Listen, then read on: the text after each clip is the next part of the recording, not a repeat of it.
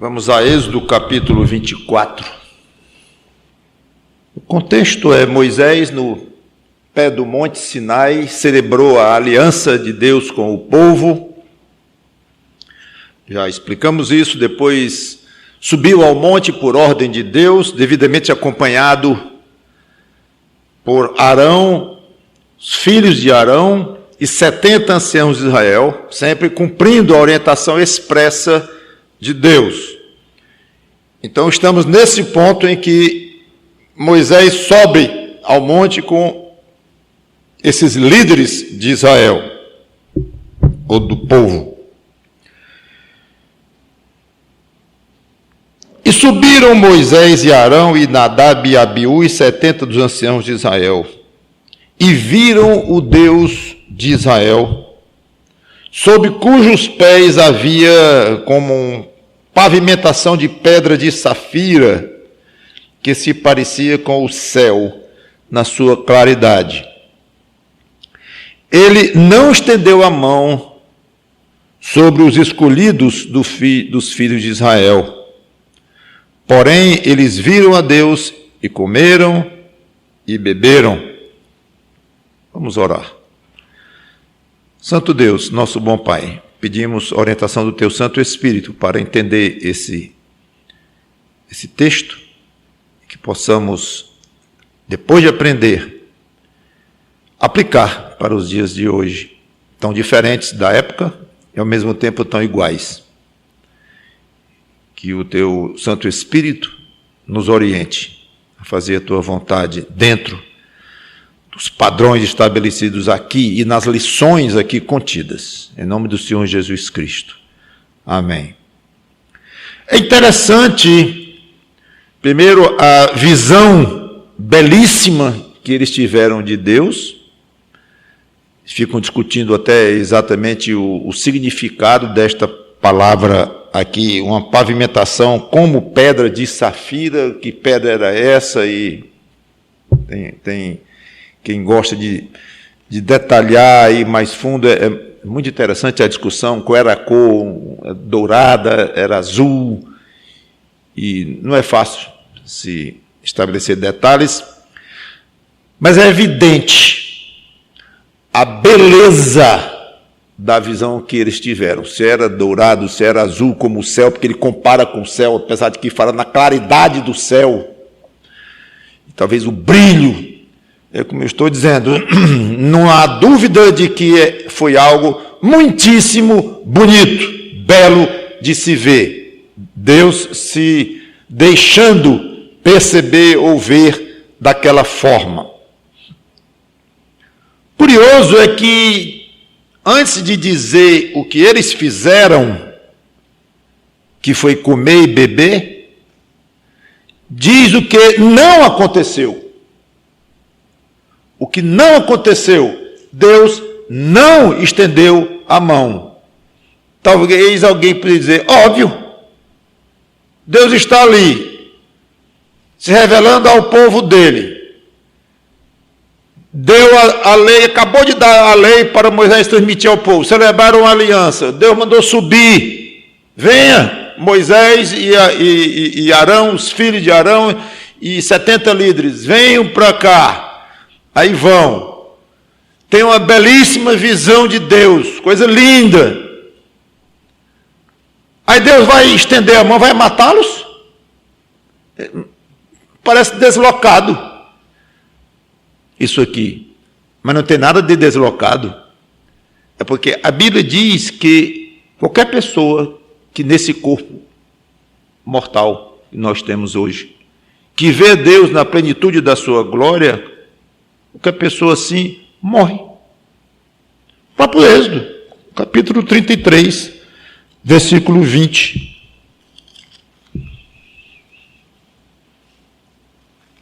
E acrescentou, que nós vamos chegar lá breve, né? Estamos expondo Êxodo, é um pedaço de Êxodo belíssimo, essa conversa de Deus com Moisés. Não vou acrescentar praticamente nada para não me antecipar, mas vejam aqui, e acrescentou Deus falando com Moisés, não poderás me ver face a face, ou não me poderás ver a face, porque homem nenhum verá a minha face e viverá, morre. Então a explicação aqui e teria que ser mesmo, né? Não teria sentido pensar que não tinha sentido a explicação. Mas qual o sentido? É esse, é dizer, Deus permitiu que eles chegassem a tal ponto, e perto de Deus, e ver algo tão belo, e Deus não os matou. Apesar de que não é que propriamente foi uma exceção, e que eles viram a Deus em toda a plenitude da sua glória e não morreram, e Deus abriu uma exceção aqui.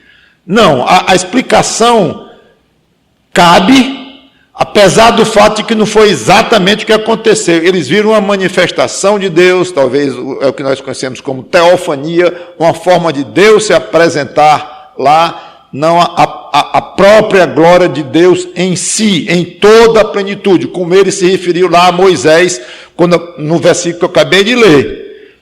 Quem me vê, morre. Então, na realidade, não é que eles viram e Deus abriu uma exceção. Viram a glória de Deus na sua totalidade, na sua plenitude, e nós não temos nem palavras exatas para explicar isto. E observem como o comentário aqui é o que eles viram na base de onde Deus estava. E viram o Deus de Israel, sob cujos pés havia uma compavimentação. Então há alguma sugestão, no sentido de que eles nem conseguiram olhar para o tamanho do brilho que estava ali. Eles ficaram nos pés, na contemplação do que havia nos pés, que já era belíssimo. Algo assim. E não teríamos mais muito o que explicar, porque o texto não nos dá detalhes, mas observem esse ponto. Não estendeu a mão. Que fique aí a lembrança na nossa mente constantemente do tamanho da glória de Deus, da reverência que Deus espera com relação à pessoa dele, a qualquer visão sobre ele, e muito diferente de uma certa naturalidade com que muitos hoje falam da presença de Deus, que foram ao céu, fazem livros, inclusive, que foram ao céu, viram Jesus Cristo, conversaram com Jesus Cristo à vontade, e tal. E é uma degradação, né, desse tom que a Bíblia quer dar, insiste em dar com relação à solenidade da presença de Deus em toda a sua glória. Muito bem. Ao contrário de Deus matá-los, comam e bebam. Tudo com a permissão de Deus. Não está dizendo aqui que Deus mandou comer e mandou beberem, mas é óbvio, Deus estava no comando de tudo aqui. Então foi o contrário. Festejem. E a ideia aqui mesmo é essa, de uma comemoração que eles tiveram ali. Tipicamente uma comemoração. E dentro de um clima, de um ambiente extremamente diferente, atípico. O povo lá embaixo, no pé do monte, onde eles tinham acabado de receber a lei. Agora os líderes desse povo, mais acima, chamado de Deus, vendo uma glória belíssima ali, e comendo, e bebendo, mostrando claramente uma refeição extremamente significativa, muito mais importante do que eles comeram e beberam. Por trás está o fato de que eles comemoraram na presença de Deus, dentro dos limites que eu já coloquei aqui de teofania, mas celebraram. Muito interessante. Ideia de alegria, de comunhão, descontração, dentro do ambiente seríssimo e solene, mas comendo e bebendo. Passa o vinho aí, por favor, ou a água, não sei, me dá um pedaço ali de carne. Uma ceia, uma forma de comemorarem dentro de um clima, uma circunstância muito especial e muito solene. Curioso, os verbos comeram e beberam, os mesmos utilizados por Cristo na instituição da ceia. Já disse que vou passar um ano falando sobre a ceia. Aqui em dias de ceia, a pregação vai ser sobre a própria ceia, serão umas 12, o mínimo, pregações, já fiz uma sobre a ceia. Próxima semana terá mais uma, pregação mais detalhada, que eu me estenderei mais sobre isto.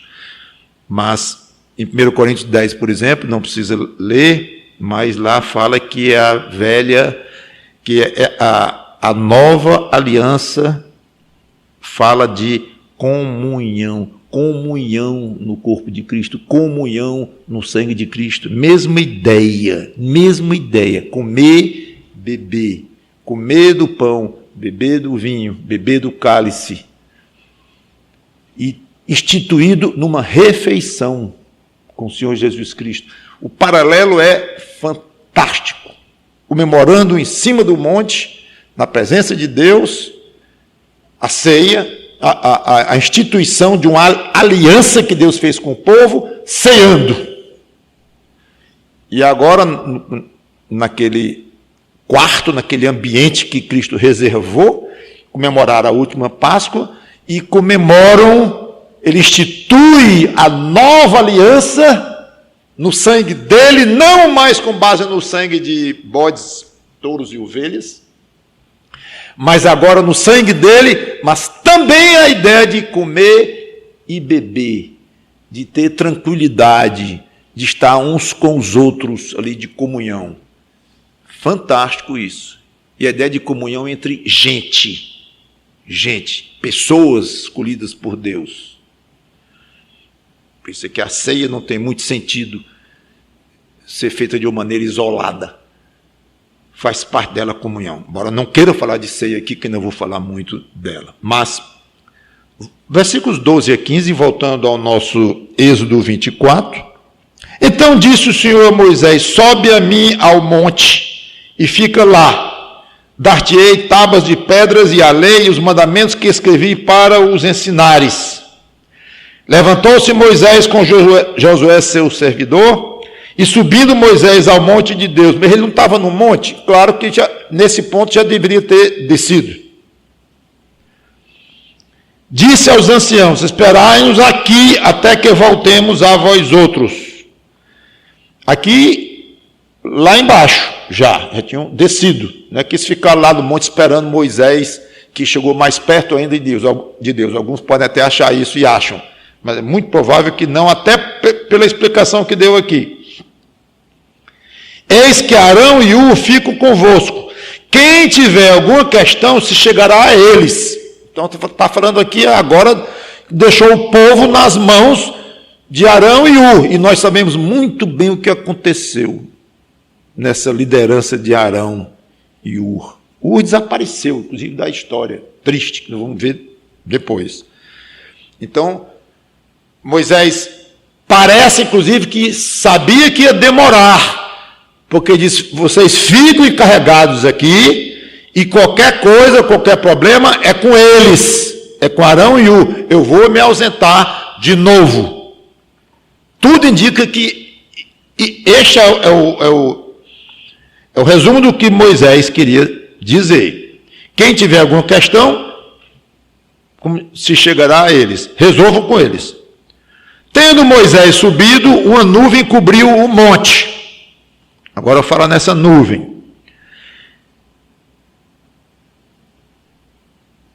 É interessante, voltando, eu quero parar aqui,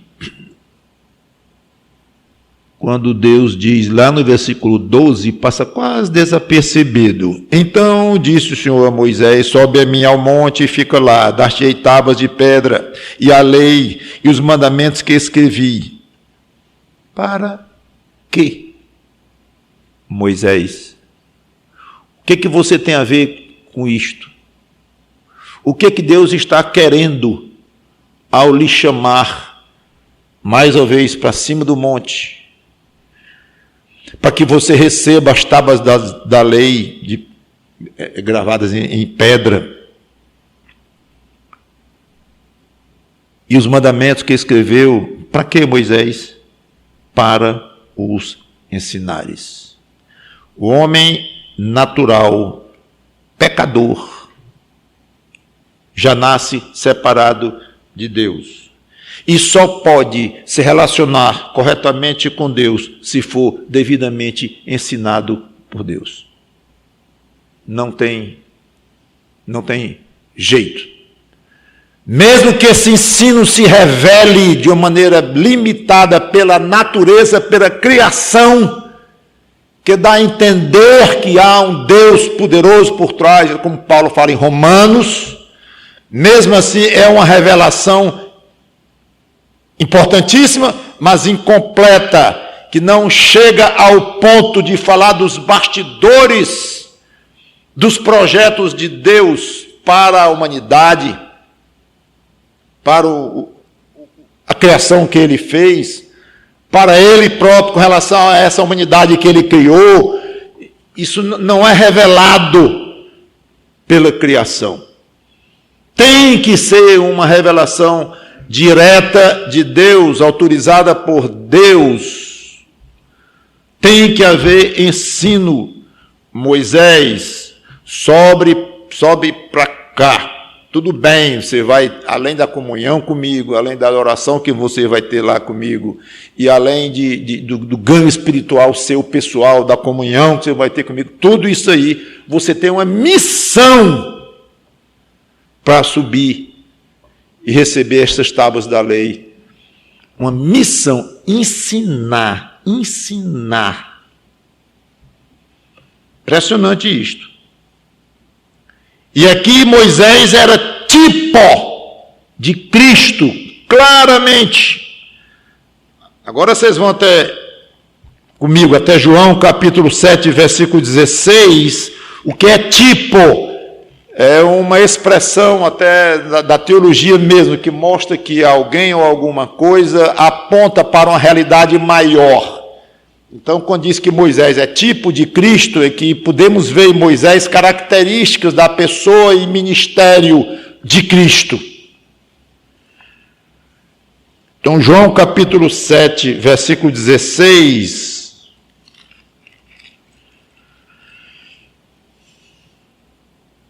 Respondeu-lhes Jesus: o meu ensino não é meu, e sim daquele que me enviou. Muito interessante. Passe a página para o capítulo 12 de João, versículo 49. Porque, Jesus falando ainda, eu não tenho falado por mim mesmo, mas o Pai que me enviou, esse me tem prescrito o que dizer e o que anunciar. Igual! É impressionante o paralelo. Lá de Êxodo, com Moisés, e agora Cristo falando do papel dele. Vem cá, Moisés, e você vai receber de mim as minhas leis, e você vai transmitir, vai ensinar ao povo. Cristo, Jesus, meu filho, vá lá, e eu vou lhe ensinar o que você vai transmitir à humanidade. Claro que aqui nós vemos um aspecto quase que sozinho da humanidade de Cristo. Muitas vezes a pergunta não pode deixar de vir à mente, mas ele não é Deus? Ou então, quando ele está muito evidentemente mostrando a sua divindade, mas ele não era homem. Então, isso é natural que venha à nossa mente. E não tem ser humano que explique de uma maneira total, 100%, esse mistério, e aonde onde uma coisa se juntou com a outra, e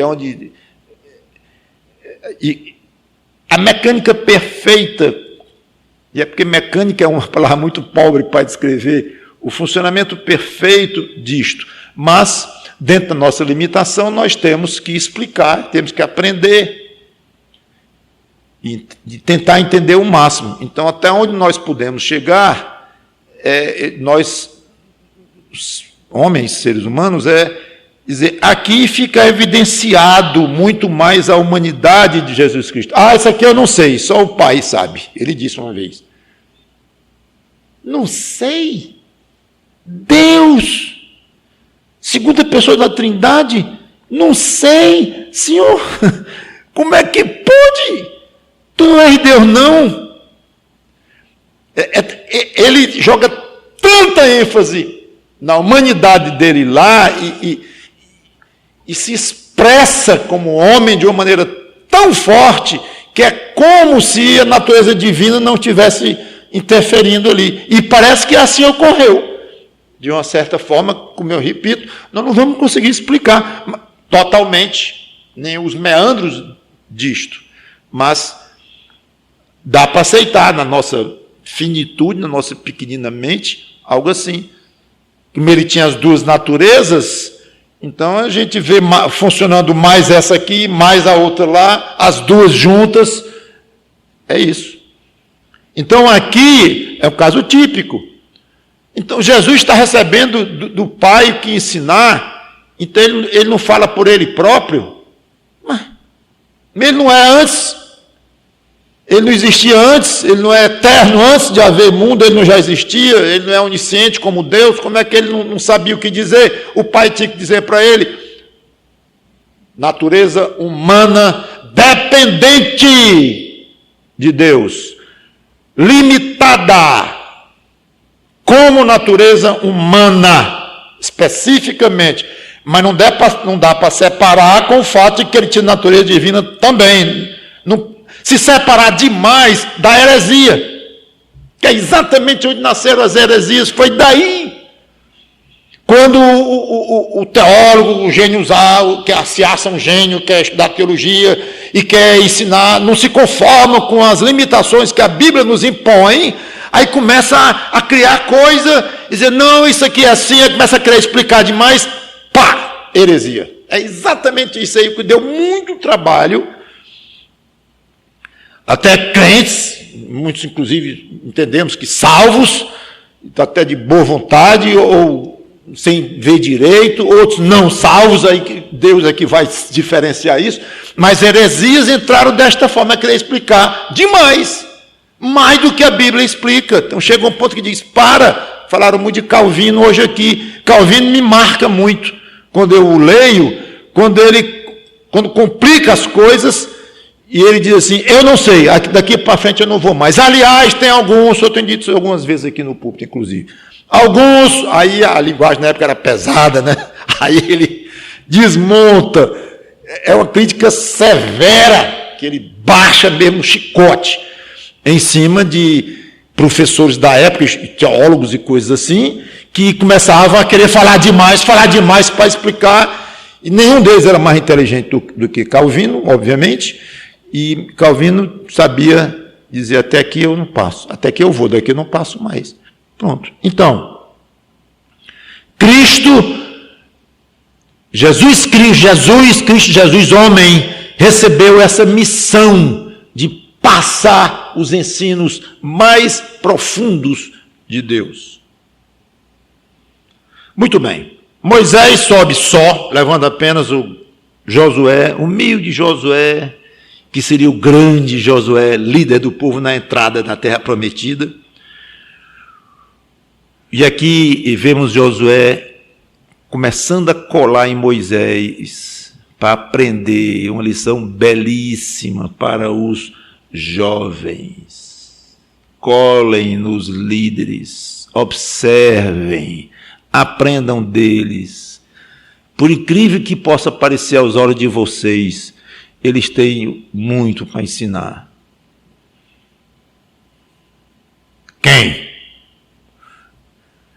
Quem tem para ensinar? Começa logo em casa, né? Meu pai, minha mãe, nem comenta. Me ensinar, eu, com 15 anos de idade, no alto dos meus 16 anos, minha mãe acha que tenho que me ensinar. E meu pai, pensa que eu não vejo os defeitos deles tudinho. O pastor lá, pensa que tem muito... fala até bem, diz umas coisas interessantes, mas me ensinar sobre a vida mesmo. Olha, o que eu tenho aprendido, o que eu tenho recebido de lição de jovem no meu gabinete, você não pode imaginar, não. Eu estou sendo irônico agora. Claro, todo mundo tem lições para transmitir, mesmo alguém que não sabe nem ler beabá tem lições, falando em termos espirituais, a transmitir para um mestre em física. Eu sei disso. As coisas espirituais são transmissíveis de um para os outros de uma maneira muito bela, com duas mãos. Mas eu estou sendo... E claro, então o jovem vai ter o que transmitir e tal, vai. Mas o que eu quero dizer é que o jovem, muitas vezes, ele acha que só tem o que transmitir e que ele acha que a experiência dele... Aliás, não é nem dele, é dos meus amigos e das minhas amigas. O jovem, ele elege ele tem um risco de ficar idólatra com os amigos / amigas. Ele só fala nos amigos e nas amigas. Ele fala pouco de si próprio. É interessante. Só que o jovem A, quando fala dos amigos, ele está sendo comentado pelos amigos que está falando nele também, uns falando nos outros. E uns parece que dão força aos outros. Isso é uma coisa quase inconsciente, não é combinado não. Mas vira algo em que o que os meus amigos acham, o que eles veem, o que eles transmitem, isso é o certo. Para você tirar isso da cabeça de um jovem, muitas vezes não tem pai, não tem mãe, não tem pastor, não vai, não tira.